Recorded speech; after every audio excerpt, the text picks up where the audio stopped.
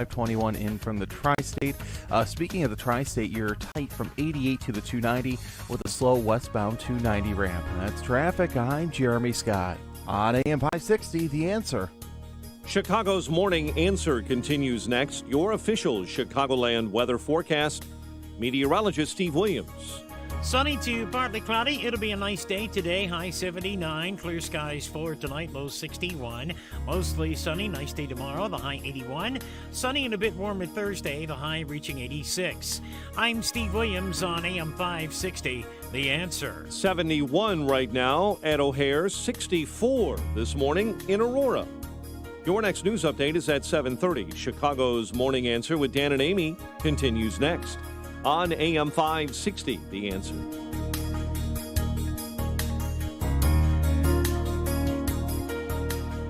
Listen to AM 560, The Answer, online at 560theanswer.com, on the AM 560 mobile app, and your Alexa-powered smart speaker, on TuneIn, iHeart, and radio.com. This is Chicago's Morning Answer with Dan Proft and Amy Jacobson on AM. Your Bolshevik Bernie, your Michelle Obama, you had some panel discussions. You know, just a bunch of socialists sitting around chewing the fat about how we solve some of these problems, fella. Come on, man. Let's solve some problems. Lori Lightfoot was one of the panelists on the discussion of racial issues. Yes. And she had this to say about ending systemic racism. It really is about economic empowerment, because if people are lifted out of poverty and they are given an opportunity to feel a stake in their own future, that goes a long way. We're also challenging, all kinds of institutions, from corporations to community-based organizations, to think about what they can do better to end systemic racism and make sure that we're uplifting the quality of life in communities, but also the voices of people that traditionally don't have a seat at the table. So, and that made it all better. People need to be lifted out of poverty. No, you get yourself out of poverty. You don't expect the government to do it for you. It's very government-centric lingo. In addition to the idea of we're talking to corporations about how they can uplift people. Well, I guess they have to wait for the government to lift before they can continue the uplift. Is that the way it is? Well, a street version of what Lori Lightfoot said comes to us from Jamal Green. Jamal Green was a mayoral candidate for the city of Chicago. And he's been on the show. We had him on once. He posted a video on Twitter. He got one of the kids that was arrested for breaking into one of the ATMs during the rioting and looting. Oh, is that the kid who put it on August 10th. FaceTime? He FaceTimed a crime. You think he wasn't going to get caught, but yes. And this is Green wanting to profile this kid because he wants you to understand the life of a looter. So listen to what Jamal Green has to say, and then this kid has to say, and see if you've gained more insight into the life of a looter. His words. Y'all know who Fool is, you know what I'm saying? He been trending all over the internet as a result of him trying to break into that ATM during the most recent lootings. Everybody bashing him and coming at him sideways, so on and so forth, but the whole time, that's the problem. It needs to be more of a focus on what can be done for this man to feel like he don't need to loot again. That's our problem. We always trying to tear each other down. Man, get this boy a chance. Pig. I knew what I did was up, and I'm owning up to it, and I'm trying to find ways out here to better myself so I won't have to do that again. So I won't have to be out there looting again. You feel me? Because at the end of the day, we all did something wrong. I don't care who you with. We all make mistakes. We all make mistakes. Still young. At the end of the day. No background. First case. And that's real activity. All that other shit, I ain't trying to hear none of that. Yeah, okay, Jamal. Take it easy. Take a 5. Here's the thing. First case, okay, fine. Owning up to it, okay, good. So he didn't have to loot. I have to do this. This is, sort of the AOC. People have to loot to eat, really. I had to do this because the government isn't uplifting me out of that. everything is wrong with that equation. There's not a single thing right about it except that kid saying, I know what I did was effed up, and owning it, fine, and taking whatever punishment. I assume taking whatever punishment will be meted out by whatever constitutes the justice system in Cook County these days. For more on this topic, we're pleased to be joined again by Corey Brooks. He's a senior pastor of New Beginnings Church of Chicago, founder and CEO of Project Hood Community Development Corp., and he's recently written on some aspects of this larger topic, including those who have profile right now on the uplift and the shakedown. Corey Brooks, thanks for joining us. Appreciate it. Thank you, Dan. Thank you for having me on the show this morning. So take them in whichever turn you want. What do you think about what Jamal Green and that kid had to say, plus Lori Lightfoot? Well, the first thing is that I appreciate the young man, accepting his wrong. He's right to the one degree. All of us are flawed. All of us do make mistakes, but it's not something that we have to do. You have a choice in the matter. You could have not robbed the ATM or robbed the ATM. It's your choice, and he made a bad decision. I think from my perspective, I have to continue making opportunities for individuals like that so that they don't see – it's very sad when an individual sees that the only thing that they can do to get ahead in America is to loot. When you have accepted that, and that's part of the problems that I have with some of these organizations like Black Lives Matter and 1619 Project, they're making us stand outside of the American dream as if we're spectators or something, that we can't participate, that it's not available to us, and that's just so untrue.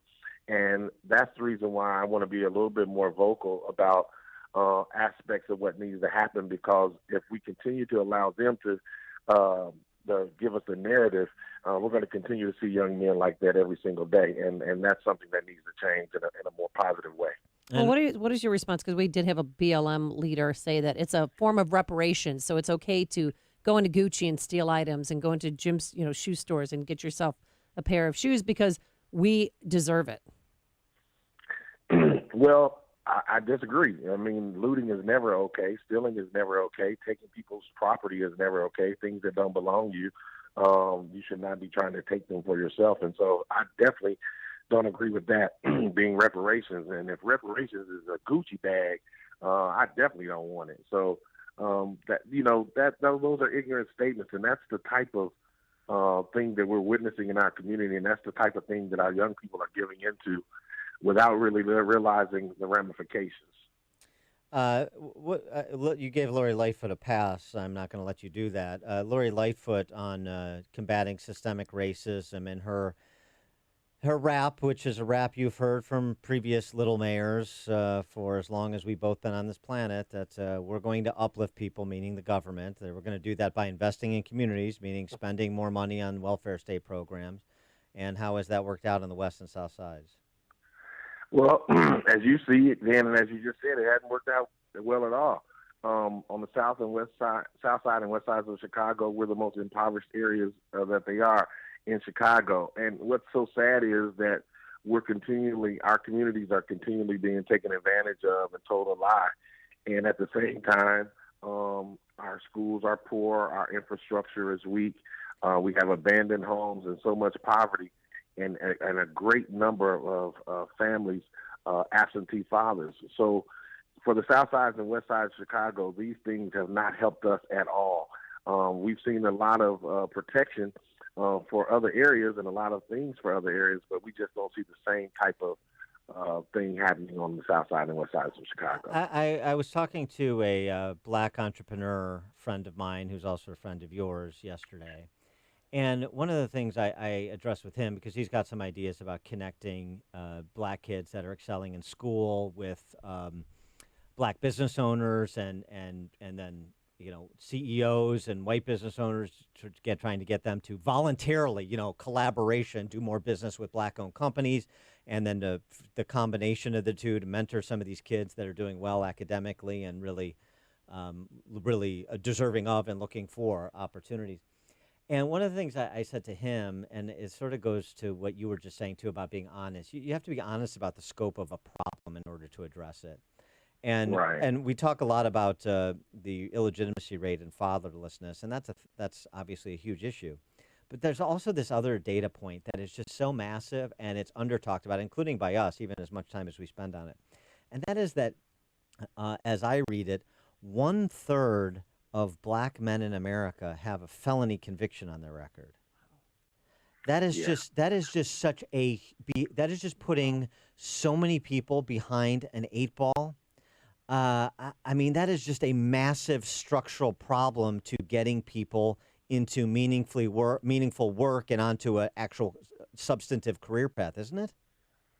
Absolutely, and many of those cases are nonviolent cases. They're drug cases, and a lot of them are low drug marijuana cases, and we continually see this over and over again, where these young brothers are having these records and they can't get, as sometimes they feel as if they can't get back into society, and that's not right. It's not fair. But at the same time, we have to make sure in our community that we help people to understand, even if you have a felony, there's no excuse for you not being able to make it in America. No question. No question. Yeah, But I and mean, America is one of the greatest countries in the world. Yep. And I run across guys who have felonies every single day, but they're striving to put their families together. They're striving to start businesses. And I understand what you're saying, but I think sometimes we let people off the hook in our community by saying, hey, you got a felony, you got strikes against you. Yeah, all of us have strikes against us. yeah, no. And so get yourself together. Yeah, I don't want any. I'm not letting anybody off any hooks. I just want to make sure we understand the scope of the problem, so that we talk. And I know you do, but so we talk intelligently about what an approach could be, and maybe there needs to be some different approaches for different people based on different talents and different circumstances, and frankly, different mistakes in the past too, and all I that. agree wholeheartedly. But it's just like I just don't think people have an appreciation for the scope of the problem. Yeah, and Dan, I want to say thanks because you're right. People don't have an appreciation for the scope of the problems. And I think one of the things, and that's why I want to be so much more vocal, because I don't think people understand the scope of what's going on in the inner city or on the south and west sides of Chicago. They hear about the shooting, they hear about the looting, but they don't understand how the total infrastructure of where we live is gone, how the schools are pathetic, how they're economically deprived as far as having businesses that are owned by black people that could add back to the community.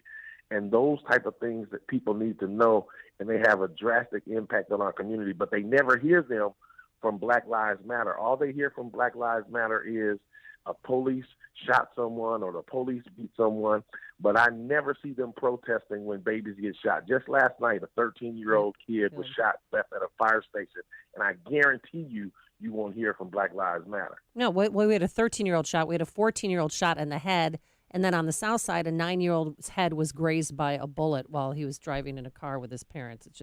It never stops. Like Tuesday's the new Saturday here with all this gun violence. But what about, Chicago Public Schools is, obviously we're not doing in-person learning, probably never this year. What are you doing to help the kids in your community and their parents? Well, because the parents have to go to work. Absolutely. Thank you. We decided to start some learning pods, some virtual learning pods, and we're going to have our church available and our center available, 50 students at each location. And if we have to, if it gets larger than 100 students, we'll get some tents outside. But we're going to do everything we can to make sure that our students have a place where they can be held accountable to take their classes. We did a survey with all of our kids, and 80% of these kids, out of about 150 kids, said that they don't pay attention to the virtual classes. And that lines up with what the Chicago Tribune said. 2 or 3 out of every 10 students on the south and west sides of Chicago actually took those classes virtually. They didn't even pay any attention to it. So we got to make sure that our kids stay with it, because if not, we're just going to be in a worse situation than we are now academically. I'll tell you what, and you can start, and I think no matter how young, with the collected works of Thomas Sowell. Because there's something, and I know you know this, but I want to get your impression of this for our listening audience. It seems to me something important, too, in terms of addressing young people and, frankly, maybe people who have just bought the lies of the left, is that you have two choices in this world, since we're so obsessed with race identity politics right now because of the left, and you see that playing out in the streets of Chicago and big cities around the country. You have two choices. You can live with disparities, or you can live in totalitarianism, where you have no choices. So you can choose to live in a world with disparities where you have choices, or you can choose to live in a society with no choices. And Soul and Glenn Loury recently parroted Soul in an interview he did. Glenn Loury, the great economist from Brown University. Yes. It was saying, if somebody's on the bottom, that necessarily means somebody's on the top. So what do you want to say? If you say there are too many blacks on the bottom, are you saying there are too many Jews on the top? Are there too many? Right. Are there too few black lawyers? Are there too many Jewish lawyers? Are there too few of this group and are too many of that group? Do you want to get into that game? Or do you want to do the things that are required to be on top in a world of disparities? That seems to me the choice, and I don't think it's put in stark terms to kids across the board of all races in K through 12 schools, because they've been taken over by these same people that are out on the streets preaching racial animus through their identitarian politics. Therein lies the problem, that we have so many young people, especially in our neighborhood, that are not presented the choice. They're only told that this is the bag of goods that you get, this is the hand that you're dealt, and that's how life is going to be. And we have to present opportunities for individuals, especially kids like you're talking about, to learn that they do have a choice. I come from a poor background. My family was poor. I come from a little town called Kenton, Tennessee. My mom raised me in Muncie, Indiana, single parent with three kids. She got married. My stepdad ended up being a drug addict, and he turned his life around. But I had a real tough growing up. But I also had some mentors and some people in my life to show me that, listen, just because this is the hand that you're dealt, it doesn't mean these are the cards you got to keep playing. You can do something about it. And so we got to give our kids some choices. We got to give them some opportunities, and we got to show them a better way.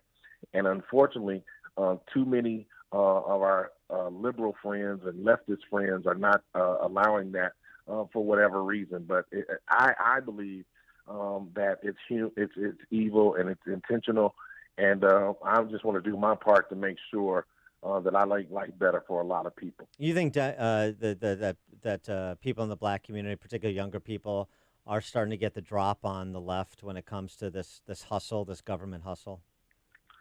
I think the more that people who are vocal, they will. I think when we start explaining what we believe and why we believe it as conservatives, they'll catch on. I think the problem is that people like myself, we just have to have the courage to keep being vocal.